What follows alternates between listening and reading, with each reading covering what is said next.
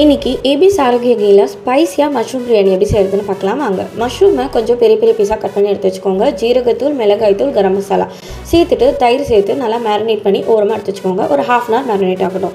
இப்போது நெய்லியோ இல்லை எண்ணெயிலையோ பிரியாணிக்கு தேவையான மசாலா, வெங்காயம், இஞ்சி பூண்டு, தக்காளி, குடமிளகா, அதோட கரம் மசாலா, தேவையான அளவுக்கு மிளகாய்த்தூள், அதுக்கப்புறம் மேரினேட் பண்ணி வச்சுருக்கிற மஷ்ரூம், இது அட்லீஸ்ட் ½ hour மேரினேட் ஆகணும். இப்போ ஊற வச்சுருக்க பாஸ்மதி அரிசியை சேர்த்துட்டு அதோடு புதினா இலையும் கொத்தமல்லியும் சேர்த்து தேவையான அளவுக்கு உப்பு, தேவையான அளவுக்கு தண்ணி விட்டு குக்கரில் 2 விசில் விட்டு எடுத்திங்கன்னா கமகமான பிரியாணி சூப்பராக இருக்குங்க.